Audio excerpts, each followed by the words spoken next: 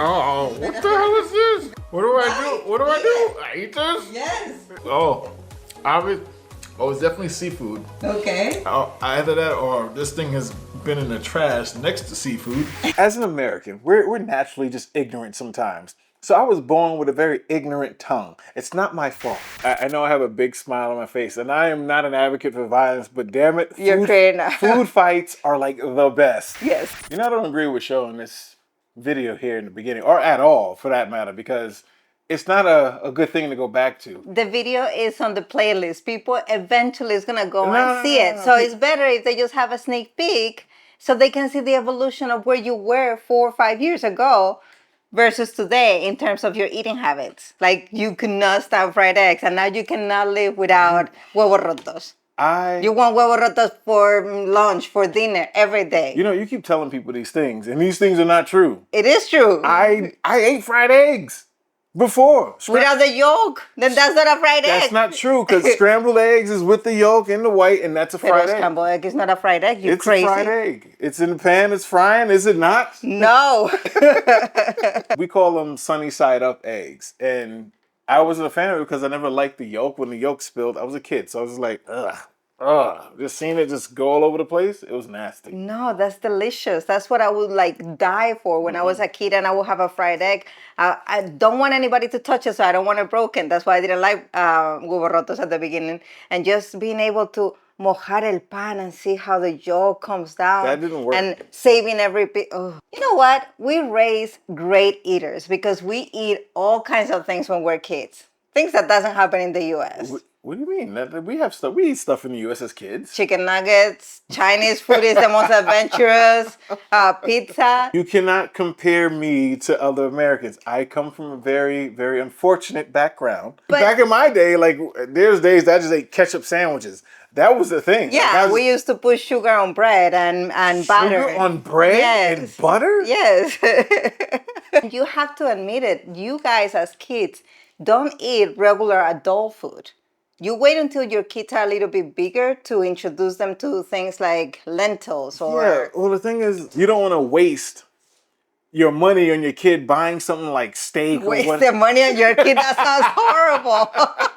That's what you're supposed to spend your money on when you have a kid. But you don't, because kids are picky eaters. Like, you don't, like, in the U.S. You make them picky eaters. Well, I don't make them. Listen, whatever I put on the table. Yo. Yeah, but that's the thing. Like, you don't want to sit there and spend get a $15 meal, and the kid's like, well, I don't want it. One of the things is that if you go to restaurants here and you see like if they have a menu for kids, it's just like a smaller version of regular adult foods for the most case. And yes, we now have chicken nuggets and things like that. When I was growing up, chicken nuggets, maybe they were, and just my mother didn't allow me to eat them, but it was like regular food, just smaller plates, right? And in the US, again, if you go to any restaurant, which is first hard to find kids in restaurants, but if you find them because they're family restaurants, it's that chicken nuggets, French fries with whatever. That is kind of the main thing because you guys take your time with stuff. So, but we're very fast on the go. We have things to do. So we look for the things to just, give our kids food. That's why fast food restaurants are a big thing. It's easy. You know the kid is going to like it. You don't have to waste money on, some other meal that you think maybe they'll like it, maybe they don't like it. So burgers, hot dogs, or should I say McDonald's, Burger King, Wendy's, that's it. That's easy. So those are the meals that we're introduced as kids. Yeah. And it's the thing about speed and just getting it out the way. We don't have that, let's sit down, let's relax with other adults with their kids. Nah, we can't do that. But so two things. First, we ask our friend kids, like, what do you have for lunch today in school? And sometimes they say merluza, arroz con vegetables, and things like that. And that's not something that you had experienced in school. That's too fancy. Carne. That is too fancy. Like, we didn't. This is why I'm so upset with you guys, because y'all have it good, and I'm very upset. I'm jealous. I'm not even gonna lie. I'm hating and I'm jealous. Do you know what kind of food we got in our school lunches? We just got regular burgers, some hot dogs, pizza here and there, and it's not like fresh pizza. It's frozen, like just warm it up pizza. And whatever Domino's didn't sell the day before they deliver into school. I'm exaggerating. This is not true. And I know this has nothing to do with food, but again, your school buses. Do y'all know what a bus in the U.S. looks like? Do you know? Yeah, I'm no. talking about when I you go no, to because buses. when you bring up school for kids, that's like a needle in my neck. I know, every time that you I see can't a remember how bus. you say the phrase, but the finger in the wound type thing that you guys say. Meter el dedo en la llaga. Eso, it's that.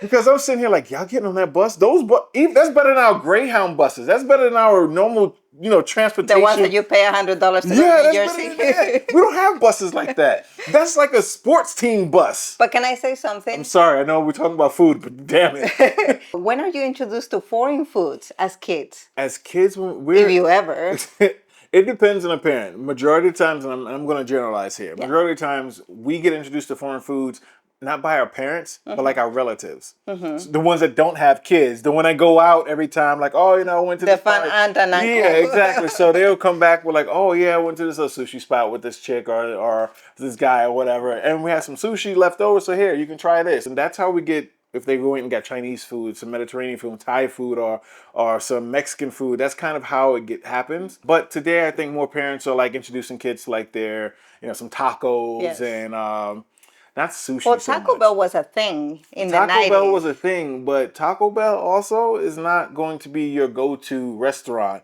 It's Yeah, going to it be isn't. McDonald's Yeah. or Burger King. Understand, as an American, we're naturally just ignorant sometimes. So I was born with a very ignorant tongue. It's not my fault, okay? So I had to educate myself on these things. So now I think that over the years, my palate has widening. Okay. And I can enjoy these things now. Spain is more than paella, right? Yes. I mean, now, here's the thing. Uh-oh. I'm afraid. Spain is definitely more. I know Spain is more than paella. I think the plethora of food and different cuisine you have is amazing. However, prior to coming to Spain, we think paella because it's rice. And now, like I told you, with the idea of Spanish, Mexican, Puerto Rican, Uh-oh. Dominican, Uh-oh. and since Spain is Spanish, we're attaching it to one food, not Mexican, because we already know the distinction between Mexican and Puerto Rican. Well, there's still a lot of adults that think that tacos is a Spaniard thing. Well, that's not where we're gonna go. We know Okay. Mexicans and we know that's gonna be tacos. That's how we look at it. But for everybody else, every other Spanish person, it's rice and beans. So when you come to Spain, paella is rice, so you're like, okay, there's gonna be beans with it, right? I'm gonna strangle you. I'm sorry, but I'm going to strangle. How do you have the face to say these things on a video that everybody's gonna watch? I'm telling you, so everyone understands the depiction that we get of Spain and what Americans normally think of Spanish. Like we categorize it all together. So if we know Puerto Ricans and Dominicans love rice and beans, you're Spanish, so everybody else love rice and beans. Because we inherited from them. Listen, so this might be a shocking for some Americans that probably haven't traveled to Spain or have traveled but just go to like touristic places. And we started this part of the conversation with Spain is more than paella. Paella is typical from Valencia, Right. and it's not the typical idea that you guys think about rice with a bunch of things. Paella is eaten on Sundays. We don't eat paella every single day, and we don't eat paella at night. Definitely not. And then the other ones that because it's too heavy. Rice is too heavy. I can eat paella at breakfast, lunch, I'm and sure dinner. you can. And then the other rice with things that you outsiders call paella. They can be with seafood. They can be with, beef. Or like we make all kind of rice. But living in Valencia for so many years, to me, I got like very ingrained that those are not called paellas. The paella is the typical Valencian paella, and then everything else is rice with things. So let me ask you a question. Being that this is called rice with things, but it's still categorized as paella? It is not. I'm From saying, a Valencian point of view, it's No, not. but But paella was created in Valencia. But Right. you go around Spain and you say you see paella de mariscos, paella mixta, and mixta means with different thing, yeah, beef, mixed, yeah. chicken, so on, and so that's seafood. not by Valencian standards. That is not paella. No. That is rice with things. Yes, rice, and that's Arroz how we con call cosas. arroz con cosas. Sí, así se llama, arroz con cosas. So I cannot, one of the places that I'm dying to take you is Valencia, because I lived there for like 3-4 years, and I loved it. I think it's one of the most beautiful cities that we have in Spain, and I think that you are going to fall in love with this city, the food, Wow, I get to try the people. paella from the authenticity of it. Yes. So does that annoy Valencians? Oh my God, you have no idea. This is a big fight.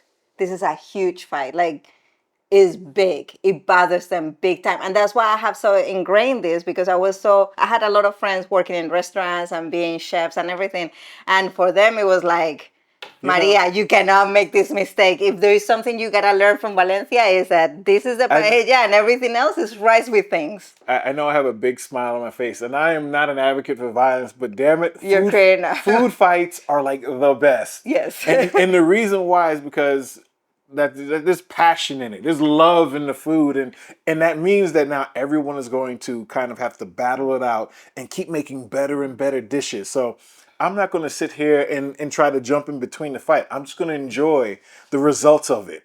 So I'm just going to You're just going to eat everything. I'm just going to eat it all. You call this paella? Okay, I'll try this paella. I'll try this one. Let's bring it on over here. Oh, this is the real? Bring it on over here. Can't wait to like travel around Spain so you can try all these like regional dishes and see the difference and see how passionate people is about their own individual dishes. I'm looking forward to it. So I'm sure a lot of people are going to leave their favorite from the regions, and you know, we take note and I need a list. The trip is happening in like 2 months, 2-3 months. I need a list because I'm gonna be trying everything. Now we have 2 viewers, Encarni and Mercedes, and we've been like sharing like. Encarni was the one that recommended us to put the sauce on the berberechos, and now you're so in love with the vinegar. Great recommendation, yes. And so I want to give a recommendation, and this is not an ad, this is not paid, this is not nothing, we don't get anything. But when we were living in Murcia, I really enjoy the coffee that you get in most restaurants and coffee shops. And now I order online. It's Flor de Jamaica. Seriously, this is not paid, but I just love it so much that if you love coffee, I wanted to share, because that's actually what I drink in most of our videos when I have coffee. You always have coffee, or unless it's a beer, or unless it's you're always drinking. Whatever, I'm always drinking. But I love that coffee. So because they're giving us recommendation, I also wanted to give a recommendation from Murcia, because you know half of my family is from Murcia, so I'm actually very proud of like all the things that I know from Murcia. So, is there like anything that you ever miss from the U.S. food wise? Food-wise, yeah, but I think it's a very New York thing. The bagel with egg, cheese, and bacon. New York bagel. That's New York bagels. And I know we have bagels here in Spain. Bimbo just came out with them, but you don't have bagels here. No, but not even in the U.S. Like you leave New York, and the bagels are not the same. Well, don't say that. People from Chicago is gonna say they have better bagels, but you don't.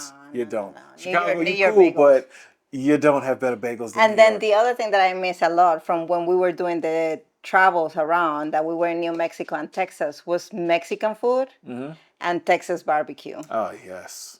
I think that's the only thing I can say that's just naturally ours. Yeah, Texas barbecue. Yeah, but then you go to the supermarket and see all this meat, and the meat in the U.S. has sugar. Yes. You're welcome.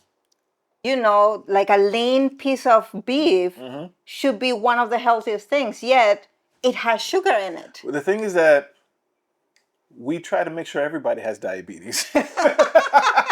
Even our animals. Even our animals. Explain it to me, damn it. All right.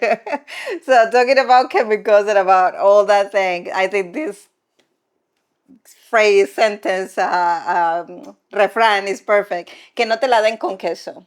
Que no... Te la den con queso. Que no te la den. What?